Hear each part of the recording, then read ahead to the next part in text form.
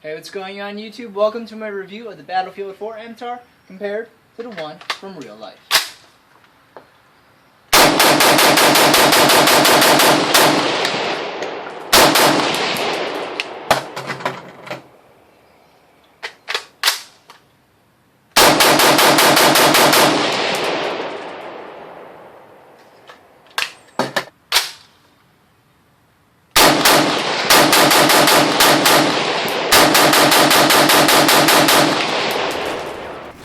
MTAR-21 stands for Tavor Assault Rifle of the 21st Century.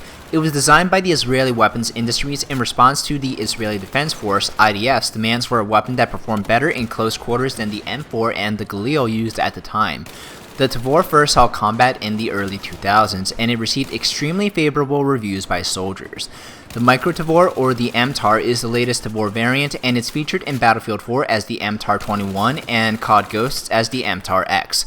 If you want to use the fully automatic 13-inch barrel MTAR in real life, then you're going to have to join the IDF. They have attractive women, and Natalie Portman is from Israel, so you've got that going for you.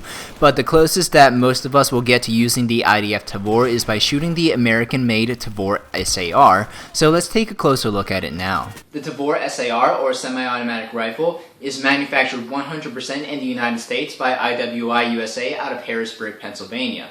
The gun is bullpup design, meaning that the action and the firing mechanism are located 100% behind the trigger and the rear grip.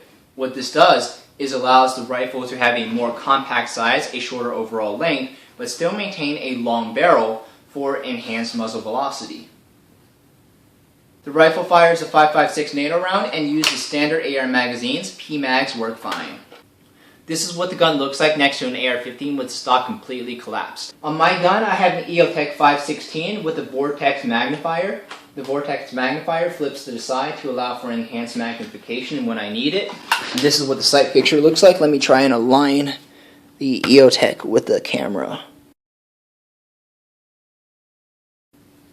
The iron sights fold neatly into the top rail, and they will only co-witness with an electronic optic if you have an electronic optic with a built-in lower 1/3 co-witness riser, which the EOTech 516 does. So a standard aimpoint or a standard EOTech won't co-witness unless you have a riser.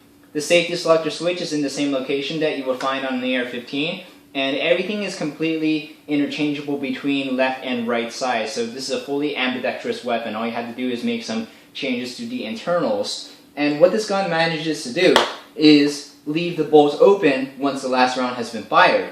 And you can release the bolts by pressing there. So if I rack the charging handle, the bolt holds open when the gun is empty. If I wanted to reload, take my hand off the forend, drop the mag, insert, ready to go. Holding a Tavor is extremely intuitive because of how close your hands are.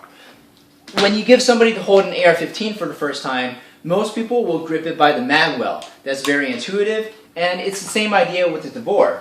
But what the Israelis teach is for you to have your forearm against the oversized trigger guard.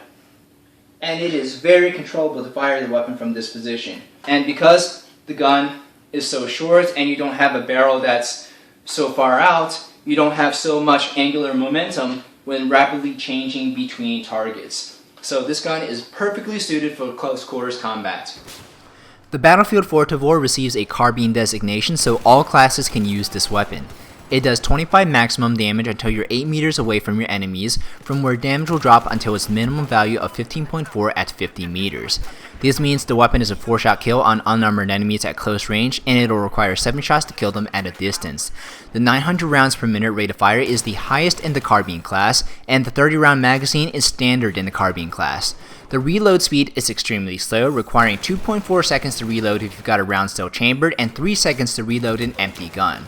The vertical and horizontal recoil are very moderate compared to other carbines, but high compared to assault rifles.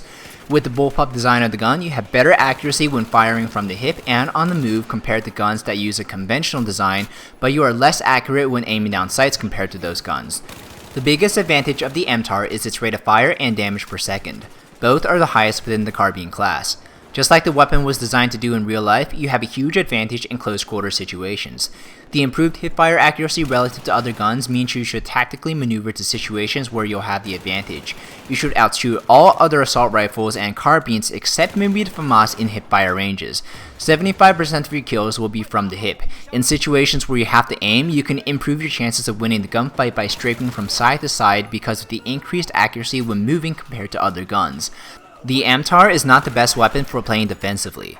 In my eyes, a good defensive weapon is one with very high aiming accuracy because you're going to be aiming over objectives. For the MTAR, you want to run a very aggressive rushing style. Attacking players with assault rifles head-on is not always the best option because even with your improved accuracy when strafing, you don't have as good aiming accuracy and you do less damage at range. Even though you're going to be playing aggressively, it doesn't mean you should play carelessly. The reload time is extremely long and you don't want to be caught unable to defend yourself in the middle of a reload. The biggest mistake I make when using this gun and the cause of most of my deaths is not timing reload properly. Compulsive reload syndrome is a clinically validated disorder where the subject reloads after every kill regardless of how full the magazine is and is usually caused by playing with a lot of quick reloading guns like the Battlefield 3 M16A3 or by using the sleight of hand perk in Call of Duty. Everyone can benefit from using a long reloading gun every once in a while because it can really expose bad habits like not staying behind cover to reload. When shooting while aiming down sights, you shouldn't tap fire, but you also shouldn't dump the entire magazine. Shoot 5 to 10 bullets, stop firing for just a fraction of a second to let your gun settle, and then finish off the enemy. There's a rhythm and cadence for how to fire with each gun that comes with practice. When rushing, it's tempting to go for epic kill feeds, but it's more effective to use a hit and run tactic. Get a few kills to get solid cover, reload, and move to a different attack vector. Your sidearm is more important than ever when using a slow reloading gun because switching is going to be a lot quicker than reloading, so be sure to use a sidearm you're familiar with. My recommended attachments for this gun are a one-time zoom optic, a laser sight to improve hipfire accuracy even further, a stubby grip to reduce recoil over sustained fire, and a compensator to reduce the substantial size side recoil, but another tactic in using the MTAR is to use the gun with support or recon attached to suppressor, and go behind enemy lines to C4 vehicles. Overall, the MTAR is one of the best carbines in Battlefield 4 if you prefer your engagements to be within hipfire range. If you prefer to aim down sights with your carbine, then the ACE-52 or the ACR is a better option for you. The MTAR is best used in aggressive rushing roles. You should be careful about timing your reloads, and if you learn the cadence and limitations of this weapon, you will absolutely dominate teams with any class. Thank you very much for watching this video. Be sure to leave a comment on what weapon you would like to see me do next, but please don't ask me to buy a weapon to compare it to the Battlefield 4 version. My name is David, and I will see you next video.